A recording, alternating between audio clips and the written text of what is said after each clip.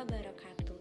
Halo semuanya, perkenalkan nama saya Zahra Nafila Maulana Salam dengan NIM 6320123161 Program Studi Administrasi Publik STISIP Widyapuri Mandiri Sukabumi. Di video kali ini, saya mendapatkan kesempatan untuk memaparkan satu pilar krusial dalam pembangunan daerah kita, yaitu sistem keuangan daerah.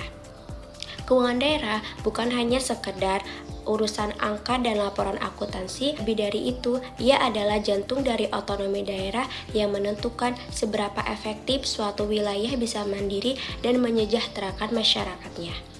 Mari kita bedah bersama bagaimana sistem ini bekerja. Sebelum masuk ke pembahasan materi, pada slide ini ditampilkan video narasumber yang membahas mengenai sistem keuangan daerah.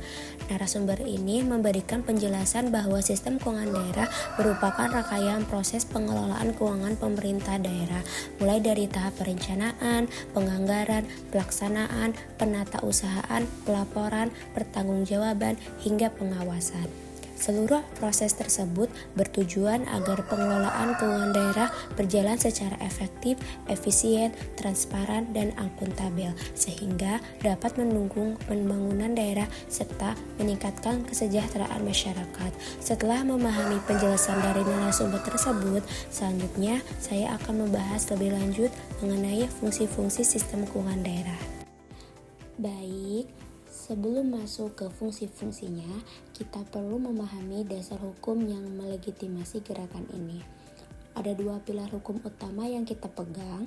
Pertama, Undang-Undang Nomor 23 Tahun 2014 tentang Pemerintahan Daerah. Undang-undang ini memberikan kewenangan penuh kepada pemerintah daerah untuk mengelola rumah tangganya sendiri. Kedua, tata caranya dipertegas di dalam Peraturan Pemerintah Nomor 12 Tahun 2019 tentang Pengelolaan Keuangan Daerah. PP ini memastikan semua arus kas masuk dan keluar berjalan tertib, taat hukum, dan efisien.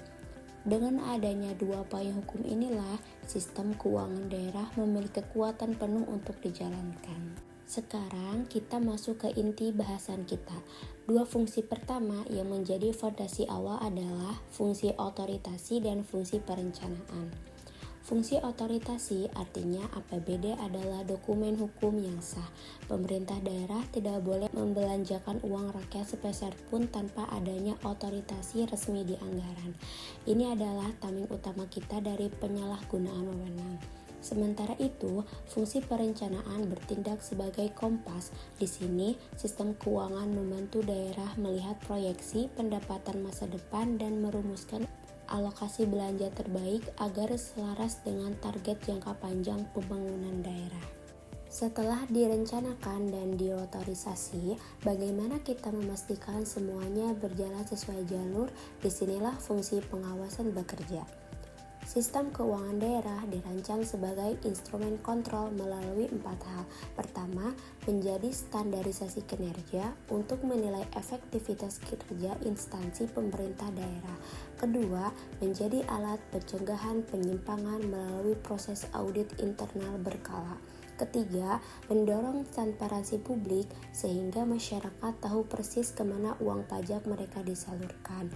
Dan yang terakhir, memberikan rekomendasi perbaikan nyata untuk anggaran di tahun berikutnya. Selanjutnya adalah fungsi yang bersentuhan langsung dengan masyarakat, yaitu fungsi alokasi dan fungsi distribusi.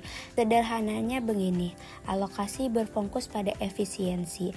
Pemerintah daerah mengarahkan dana publik ke sektor-sektor produktif seperti infrastruktur, pendidikan, dan kesehatan untuk menggerakkan ekonomi lokal, sedangkan distribusi berfokus pada keadilan. Anggaran daerah harus disebarkan secara merata, misalnya melalui subsidi UMKM atau bantuan jaring pengaman sosial, agar tidak terjadi kesenjangan yang lebar antara kelompok kaya dan miskin atau antara pusat kota dengan daerah pelosok. Fungsi keuangan daerah yang keenam adalah fungsi stabilisasi. Seperti kutipan yang tertulis di slide ini, sistem keuangan daerah wajib bertindak sebagai stabilisator fundamental perekonomian lokal. Maksudnya, ketika terjadi badai ekonomi seperti inflasi yang melonjak atau pasca bencana alam, keuangan daerah harus siap menjadi shock absorber atau peredam guncangan. Pemerintah daerah bisa mengeluarkan anggaran tidak terduga demi menjaga daya beli masyarakat agar ekonomi lokal tidak runtuh. Rekan-rekan sekalian, semua fungsi yang saya sebutkan tadi tidak berjalan terpisah, melainkan berputar dalam sebuah siklus yang konsisten dan berkelanjutan setiap tahunnya. Dimulai dari tahap perencanaan, di mana dokumen RKPD disusun, berlanjut ke tahap penganggaran untuk disetujui bersama DPRD menjadi Perda APBD. Setelah itu, masuk ke tahap pelaksanaan anggaran di lapangan dan ditutup dengan tahap pertanggungjawaban di mana seluruh laporan keuangan akan diaudit secara ketat oleh Badan Pemeriksa Keuangan atau BPK. Untuk merangkum semua proses tadi secara matematis, regulasi fiskal kita mengenal formula keseimbangan APBD yang sehat, yaitu APBD sama dengan pendapatan dikurangi belanja, kemudian ditambah pembiayaan neto.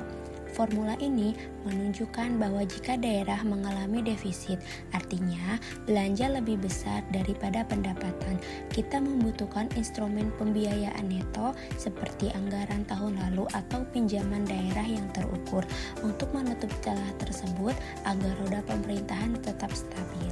Sebagai penutup, esensi dari sistem keuangan daerah adalah memastikan bahwa setiap rupiah milik publik dikelola dengan penuh integritas demi kemakmuran daerah itu sendiri.